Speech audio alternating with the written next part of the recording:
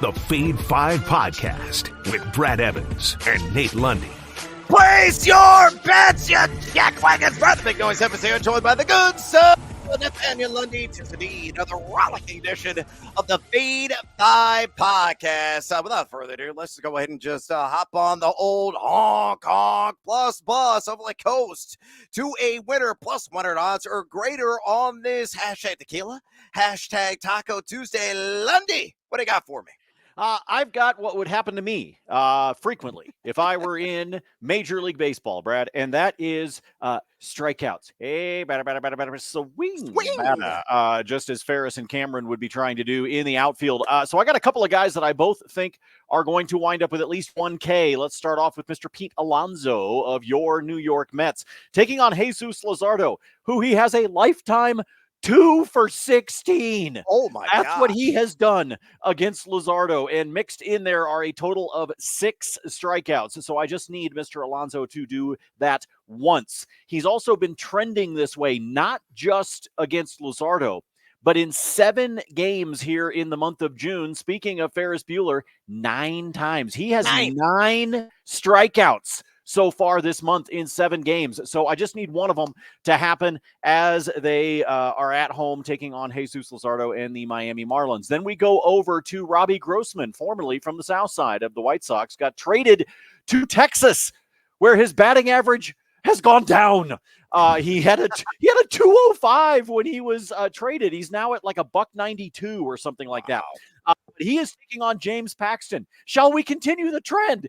Yes. He is 0 for 11 against Paxton in his lifetime, including 5 strikeouts.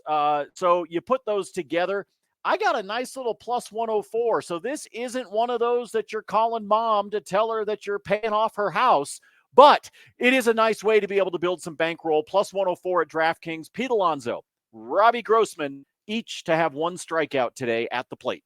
Strike 3! Not once, but twice. Hopefully those guys are going to whiff at the dish, and Lundy cashes in. A guy that's whiffing at the dish constantly is me on NBA wagers, but keep on firing. Game 3 on the immediate horizon between the Dallas Mavericks and Boston Celtics, going back to American Airlines Center in Big D. So on this SGP, you probably shouldn't come with me. Give me Dallas plus 9. Give me Kyrie under 25.5 on the all total points.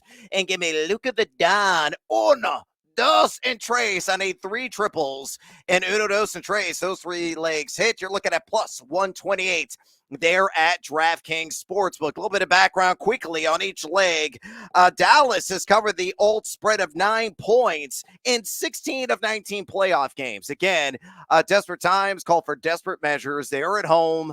Usually that's where the competitiveness really fires. They are not going to get blown out. I'll be utterly shocked if they get their heads handed to them there. I think they're still going to even this series up, and it's going to go 2-2 back to Boston for Game 5. So give me Dallas as a coward, not on the money line, but on the alt spread of plus 9.5. Meanwhile, with Kyrie under 25.5 points, he's gone 16-12 in back-to-back games in the NBA Finals against Beantown. He's been under this prop in 13 of 19.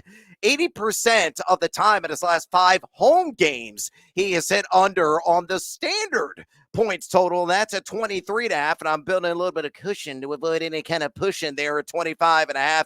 He is 0 for 8 so far this NBA Finals from distance, only shooting 35.1%, and our friends at Rhythm, MIT educated, so the math is good. They're only projecting 18.6 points for him in this game.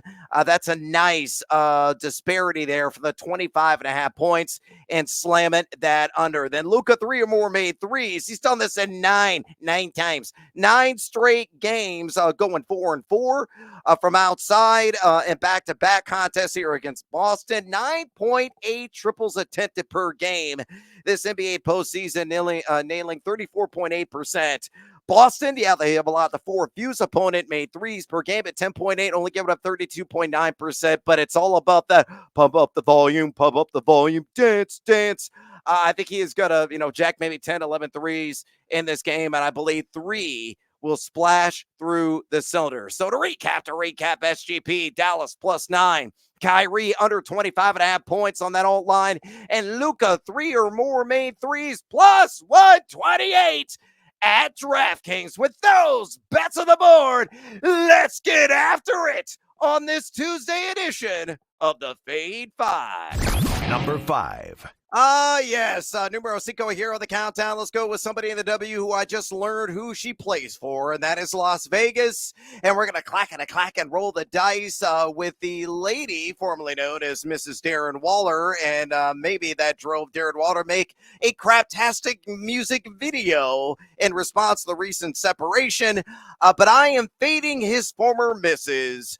Taking on the Minnesota Lynx, 23.5 points plus assists at a minus 125 juice there at FanDuel Sportsbook. The reason being is this. The Minnesota Lynx, numero uno in opponent assists per game allowed, giving up just 17.7 this season. Plum's already faced Minnesota this year. She had 10 points and 6 assists in that game. Let's see. Walton carry the one. That's 16 in total, so well south of the 23.5 needed. That was back on May 28th. She's been under this in 3 of her last 5 games, and I think it's more the assist side than anything else. She's only averaging 3.3 dimes per contest over the last 3, so she could go out there and drop 19 points, get the 3 assists, and that's still going to be below the 23.5. So to recap, Kelsey Plum, I know she's got a howitzer of an arm. You've seen it on social media with the T-shirt toss in the stands. It's ridiculous. What won't be ridiculous tonight, the combination of points and assists under 23.5 against the Lynx, minus 125 at FanDuel. Lundy, you're clearly an owner of a PhD, the WNBA. Fade or follow. All right.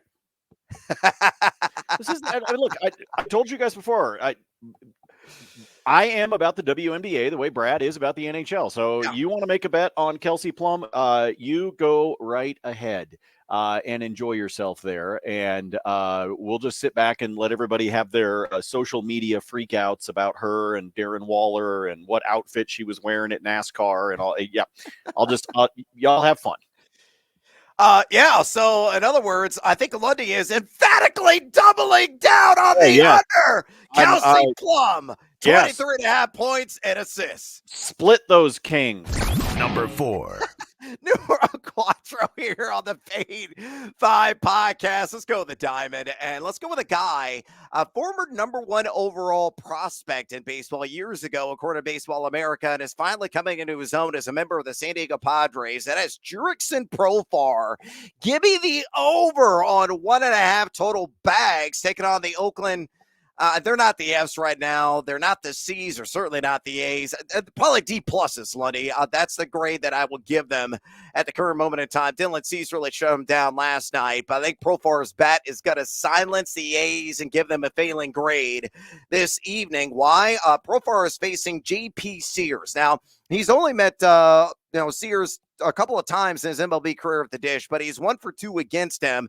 That one hit, just a single. But you look at Sears, 4.43 ERA. He's also given up a 39.8% hard hit rate. But most importantly, Sears is a southpaw pitcher. This season, Profar against LHPs, he's batting .343 with a 1,004 OPS over the last 15 days. He's also got a .333 batting average with a 1,003 OPS. In his last 13 contests, he's also gone over 1.5 total bases 5 times. So what, plus 150? Nice value there. Pull this one at DraftKings. Good, sir. Fade or follow? I will not only follow, I'm going to give you an early bonus time, on this guy that I just here's part of the reason why.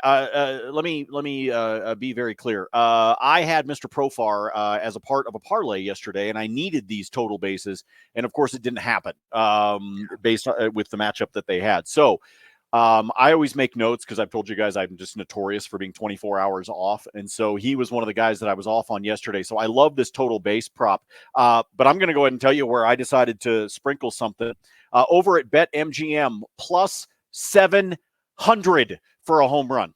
Oh, nice. And I'm taking it. I will absolutely. I think it's a favorable matchup for him.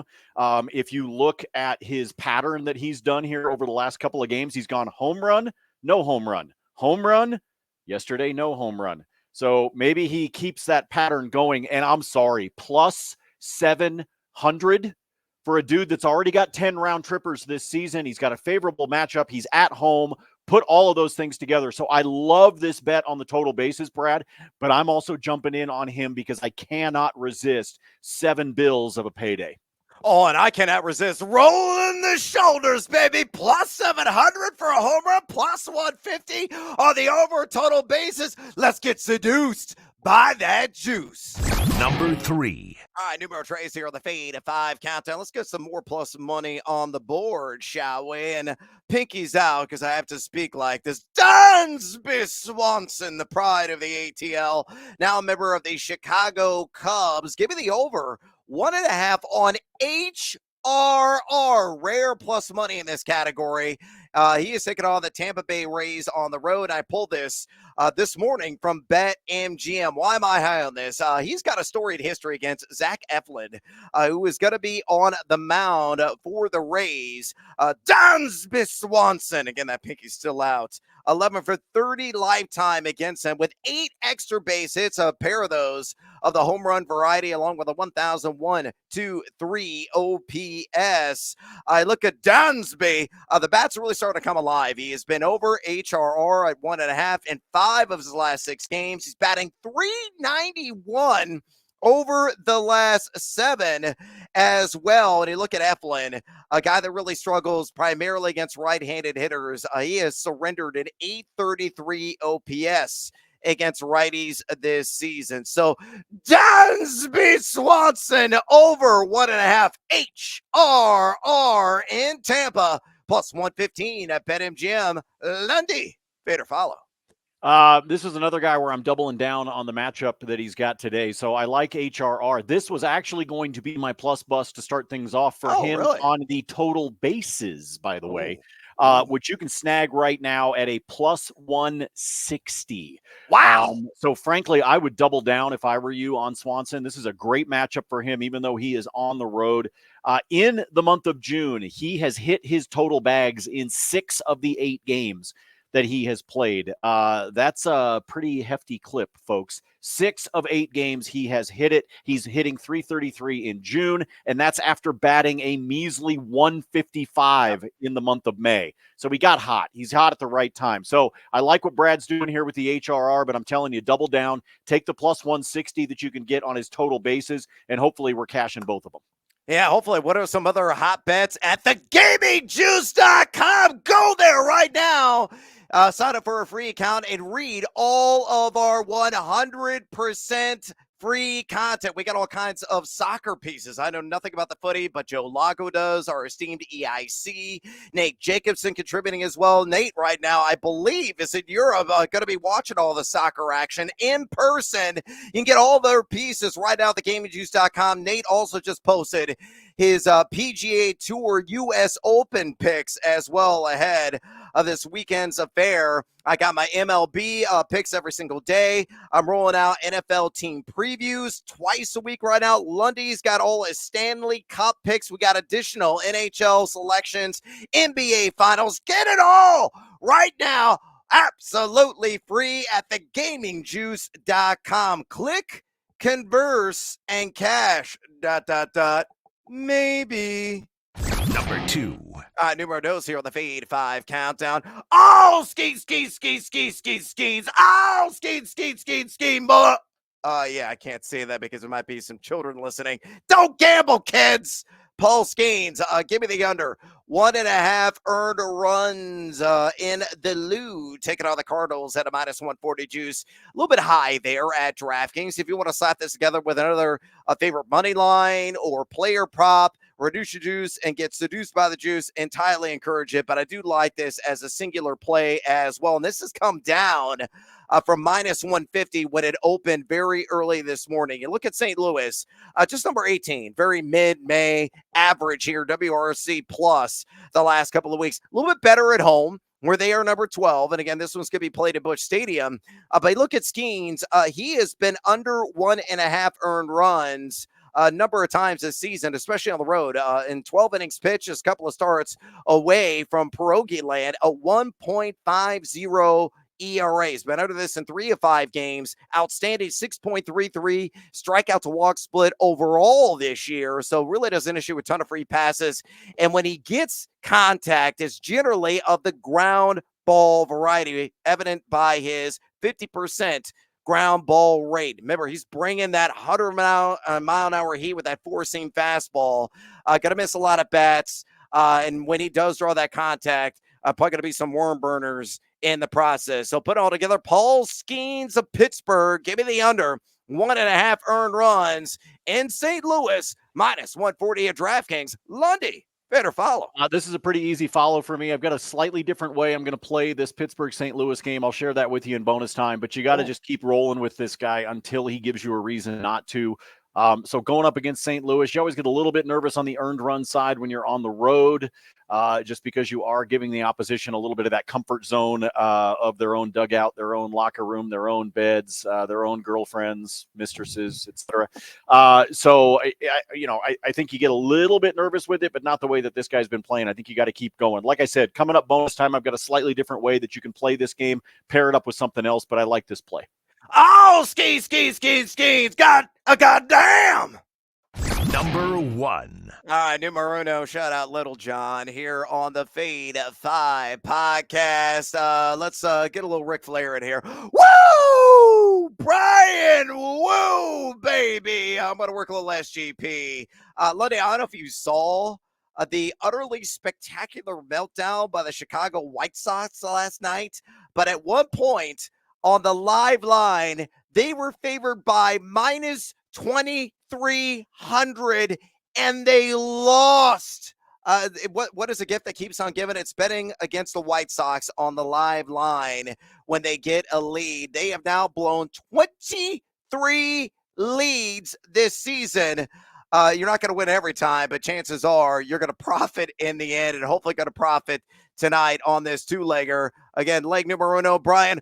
Woo! Under 1.5 earned runs, and give me the Mariners on the money line. If put those hands together, plus 105. I'm rather shocked I can get this a plus money when I built this at BetMGM. Brian Wu has been dynamite this season. Home ERA, a microscopic 0.57 with a 137 batting average against and 5.00 strikeout to walk split. He has been under 1.5 earned runs in 5 of 6 starts this season. A guy that's got a plus fastball. He's got excellent slider and a sinker ball as well that register plus 4.4 in pitch value according to Fangraphs.com. Low hard hit rate at 34.8%, so generates a lot of weak contact, and that's what the White Sox typically put up. I know Luis Robert is back in the lineup. They're swinging the bat better, number 16 in WRC plus the last couple of weeks, but they are still number 29 on the season in weighted runs created away from guaranteed rates. So to recap my top play on this Tuesday, SGP style, Brian. Woo! Under 1.5 earned runs. Pair that with the Mariners on the money line against the White Sox. Plus 105 at BetMGM. Lundy, better follow. I'll roll with you on this one. Like Seattle on the money line for obvious reasons. I think the standard is a minus 220, 225 right now. That's how heavily favored they are against the White Sox. And then similarly to what we were talking about with Skenes, I mean, you just got a guy that keeps these guys off the scoreboard, and he does it by getting ball in play. It's not necessarily all about the Ks. He just manages to get these guys to swing, put together a little fly ball, put together some ground ball. He'll get his strikeouts, but he's, for the most part, it's not like, oh, great, he's going to get 13 of them, right? I mean, that's not what he does. He's just getting easy outs for the 8 guys that are behind him, or 7 if you want to do the math. So I like this matchup. Take it plus 105. All right, my number 1 play of the day in that Mariners and White Sox matchup. What are some other areas that we could make some money in? Hopefully tonight it's bonus time, Lundy. Fly away, my friend. Let me look ahead first to tomorrow. Let me get this out of the way before I forget. As we get ready for Game 3 of the Stanley Cup Final, And as they have reminded us 850,000 times, 2,541 miles is the furthest any two arenas have been in Stanley Cup final history. I'm so tired of that. Like, the fact that I know the exact mileage tells you how many freaking times they have reminded us of how far apart these two arenas are. But yeah, when we get to game 3 coming up here later this week, I want to get this out of the way. We need Zach Hyman to get a goal for the Edmonton Oilers. We need Hyman to find the back of the net. Plus 125 right now over at BetMGM. You'll see that down as low as like 110, 105 at some of the books. But part of the reason that I'm looking at that is out of the 9 home games that Edmonton has played so far this postseason, he has a goal in 6 of them.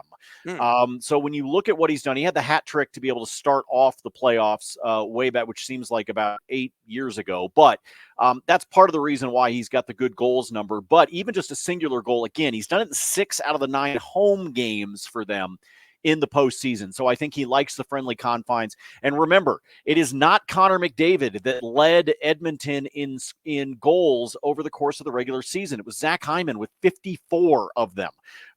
So I like him to find the back of the net. We'll see if Edmonton can get right.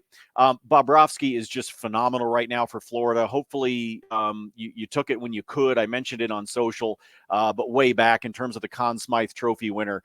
If Florida was going to win, you could get absolutely spectacular numbers on Bobrovsky to actually hoist the MVP trophy for the Stanley Cup.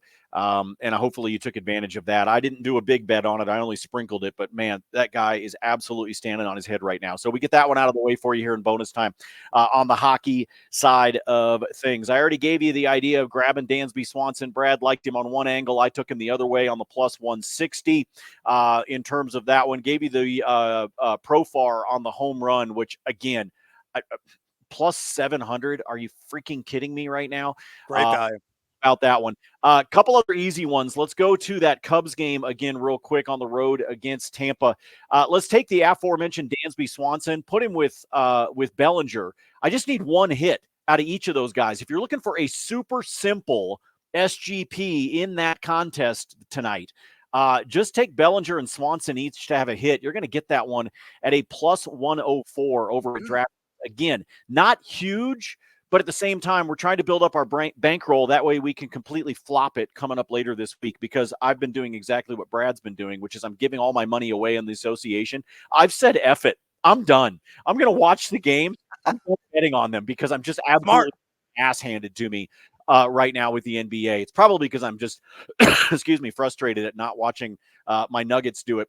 And then I told you I had a slightly different way to be able to play what's going on with the Skenes matchup against St. Louis. So how about this, Brad, for a fun little two-legger in Major League Baseball today? Give me Pittsburgh and St. Louis, and then give me Philly and Boston. And I'm going to take under 5.5 on the first 5 of both of those games. Okay.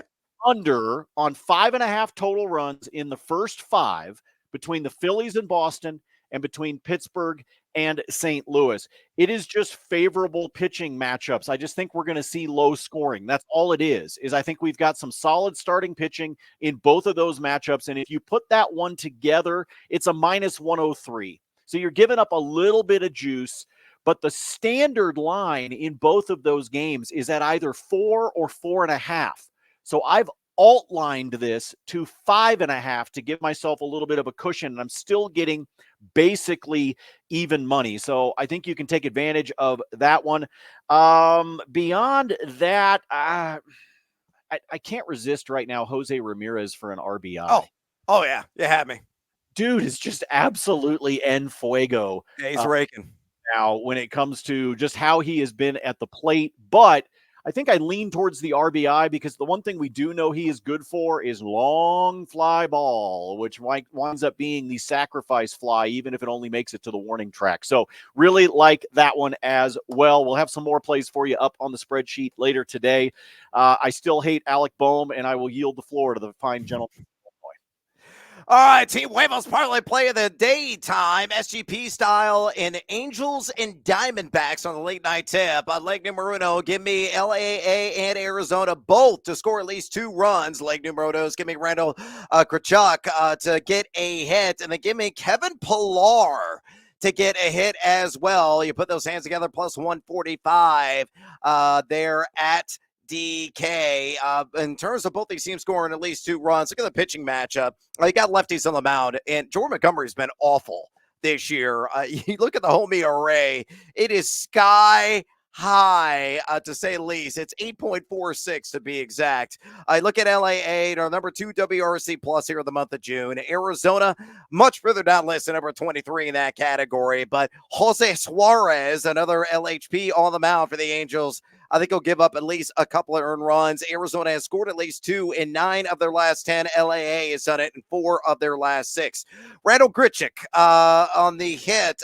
Every time he faces an LHP, I automatically take him. He's batting .292 with a .721 OPS against Portsiders this season. He's got a hit in 3 of his last 4 games. He's batting .333 over the last 15 days. Jose Suarez giving up an .854 OPS against right-handed hitters. So Grichuk, I believe, gets ahead. Then Kevin Pillar, Lundy, I don't know if you've seen how stupid the production he has had this season against left-handers, but let me remind you, with the Los Angeles Angels, he is 17 for 35 against southpaws. That's a .486 batting average, and it's a decent sample size. It's not like 5 at-bats. This is 35 at-bats we're talking about, with a 1,372 OPS.